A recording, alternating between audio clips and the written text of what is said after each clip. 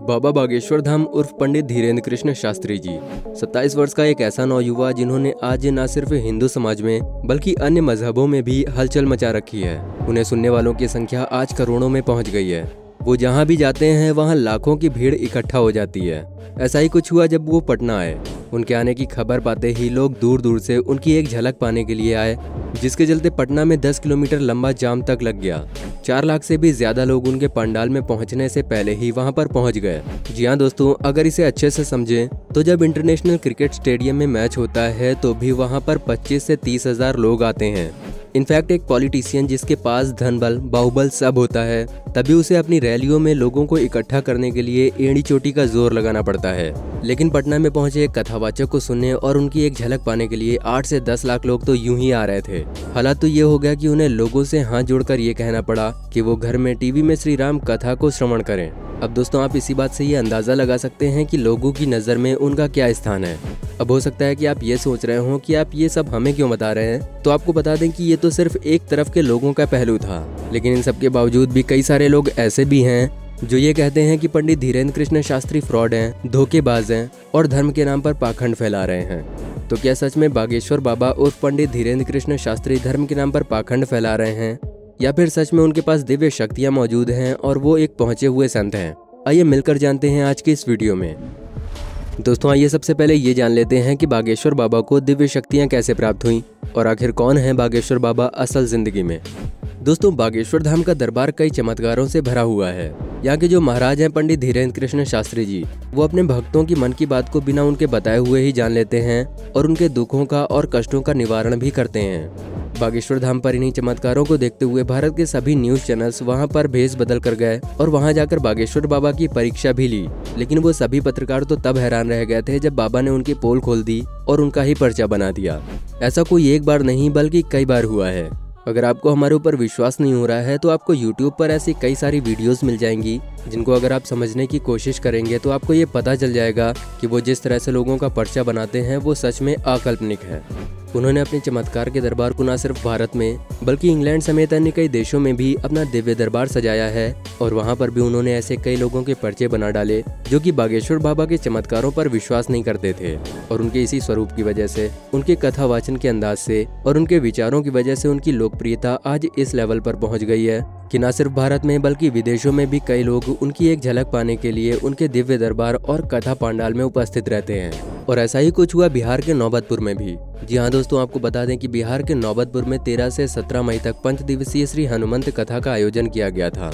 बागेश्वर बाबा के बिहार आने की खबर मिलते ही वहां के पूर्व मुख्यमंत्री लालू प्रसाद यादव के सुपुत्र तेजस्वी और तेज प्रताप यादव ने कई सारी बातें कही, लेकिन उनकी इन बातों का असर बाबा और उनके भक्तों पर न पड़ा और लोगों का हुजूम उमड़ पड़ा, जिसके चलते दूसरे दिन की कथा तो पूरी हो भी नहीं पाई और बाबा को बीच से ही कथा को विराम करना पड़ा।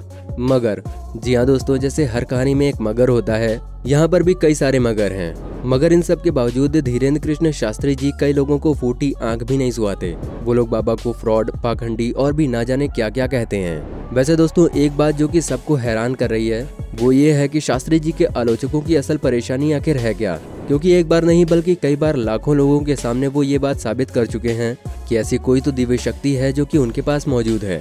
बता दें कि बागेश्वर बाबा के पास मौजूद दिव्य शक्तियां कई वर्षों के कठोर तप का ही फल है। जब वो महज 12 वर्ष के थे तभी से धीरेन्द्र शास्त्री जी ने हनुमान जी की भक्ति और आराधना करना शुरू कर दिया था, जिसका उन पर ऐसा असर हुआ कि आज उनके सामने आए लोग क्या सोच रहे हैं, क्या जानना चाहते हैं और वो किस भाव से उनके पास आए हैं, वो ये सब कुछ जान लेते हैं और उनके बिना बताए ही एक पर्चे पर लिख देते हैं।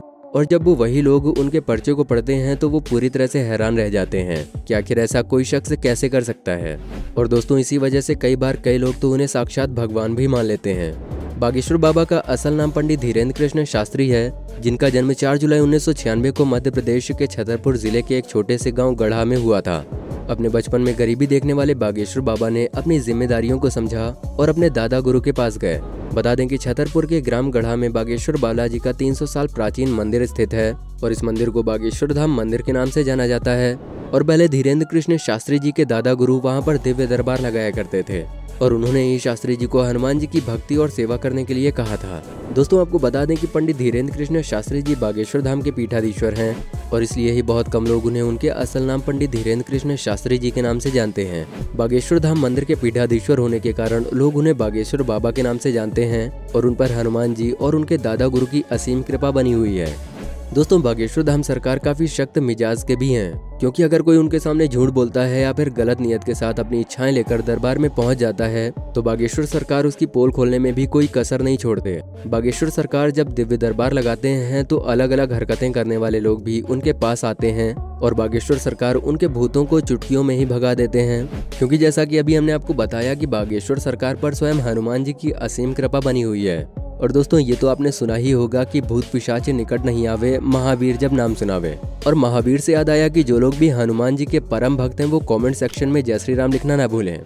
दोस्तों हमने यहाँ ये तो जान लिया कि बागेश्वर बाबा कौन है और उनको ये दिव्य शक्तियाँ कैसे प्राप्त हुई। अब आइए ये जान लेते हैं कि आखिर सच में बागेश्वर बाबा धर्म के नाम पर पाखंड फैला रहे हैं या फिर सच में उनके पास मौजूद दिव्य शक्तियों से वो लोगों की मदद कर रहे हैं। देखिए सबसे पहली बात तो ये है कि धीरेन्द्र शास्त्री जी एक कथावाचक हैं और जैसा कि अभी हमने आपको बताया कि वो 12 साल की उम्र से ही हनुमान जी की भक्ति कर रहे हैं और क्योंकि वो बुंदेलखंड से हैं इसलिए वो बुंदेली और हिंदी मिक्स भाषा में अपने प्रवचन करते हैं। अब कोई कथावाचक आसान जुबान में मस्ती के साथ अगर उन्हें अपने धर्म के बारे में शिक्षित कर रहा है और लोग उनके प्रवचन को सुनकर इंस्पायर हो रहे हैं, कुछ अच्छा करने के लिए प्रेरित हो रहे हैं, तो इसमें परेशानी किसे है। इनमें से कई ऐसे लोग भी हैं जो भागवत में आकर मुफ्त प्रसाद रूपी भोजन भी ग्रहण करते हैं। रांडा बर्न की best seller book the secret में एक बात बार बार दोहराई गई है और वो है फेथ यानी भरोसा। किताब में ये बार बार कहा गया है कि जो भी आप चाहते हैं उस पर भरोसा रखें, विजुअलाइज करें, वो आपको मिल जाएगा। और अगर धीरेन्द्र शास्त्री किसी के मन की बात को जानकर उसे पहले से लिख लेते हैं और फिर उस शख्स को दिखाते हैं कि आप जिस समस्या को लेकर आए हैं उसे मैंने पहले से ही लिख लिया है, तो ऐसा करके वो लोगों का भरोसा ही तो जीतते हैं। और वो इंसान उन पर भरोसा करके उनके द्वारा बताए गए उपायों को करता है तो उसे रिजल्ट भी मिलता है। तभी तो हर दिन उनको मानने वालों की संख्या बढ़ती ही जा रही है। इसे इस तरह से ज्यादा अच्छे से समझ सकते हैं कि अगर कोई दुकान वाला कोई सामान ठीक से ना दे तो 1-2 बार के बाद लोग भी वहां जाना बंद कर देते हैं। लेकिन यहाँ तो हम फिर भी एक चमत्कारिक शख्स की बात कर रहे हैं, पर असल में लोगों को इस बात से तो कोई लेना देना है ही नहीं। लोगों को मतलब ही नहीं कि वो कौन है और क्या है। लोगों को मतलब है तो उनकी पॉपुलैरिटी से। उन्हें दिक्कत है कि सनातन धर्म की बात करने वाला इतनी तेजी से ऊपर बढ़ गया। दोस्तों हमारे देश में और देश के बाहर कुछ ऐसे लोग हैं जो कि हर उस इंसान को बदनाम करना चाहते हैं जो कि सनातन की बात करता है। ये वो लोग हैं जिन्हें ये लगता है कि अगर हिंदू धर्म गुरुओं और कथावाचकों को बदनाम किया जाए तो हिंदू धर्म अपने आप ही बदनाम हो जाएगा। वरना क्या जादू टोनों के नाम पर लोगों को उल्लू बनाने वाले लोगों की कोई कमी है? अब अगर आपको विश्वास नहीं हो रहा है तो ऐसे जादू टोनों और टोटकों से शर्तिया इलाज करने वालों के आप अखबारों में विज्ञापन को भी पढ़ लीजिएगा और उन अखबारों में उन टोटके करने वालों के नाम भी पढ़ लीजिएगा। फिर आपको ये भी पता चल जाएगा कि सबसे ज्यादा कौन ये काम करता है। मगर जैसा कि हमने आपसे कहा कि ये फ्रॉड और पाखंडी होने से इनका कोई लेना देना नहीं है। अगर इनको फर्क पड़ता है तो सिर्फ सनातन की बात करने वाले एक यंग हिंदू की जबरदस्त पॉपुलैरिटी से, ऐसी लोकप्रियता जो कि हाल फिलहाल में किसी को भी नहीं मिली। देखिए दोस्तों हमारा मकसद अंधविश्वास को बढ़ावा देना नहीं है, लेकिन जो बात सच है उसे आप समझिए। कुछ लोगों के लिए हर वो संत और हर वो इंसान पाखंडी और फ्रॉड है जिनकी जबरदस्त पॉपुलैरिटी है। उनके लिए धीरेन्द्र कृष्ण शास्त्री भी धोखेबाज हैं, उनके लिए श्री श्री रविशंकर जी भी नकली हैं, उनके लिए पंडित प्रदीप मिश्रा जी भी फ्रॉड करते हैं और सदगुरु के लिए एजेंडा चलाना तो इनका असली टाइम पास है।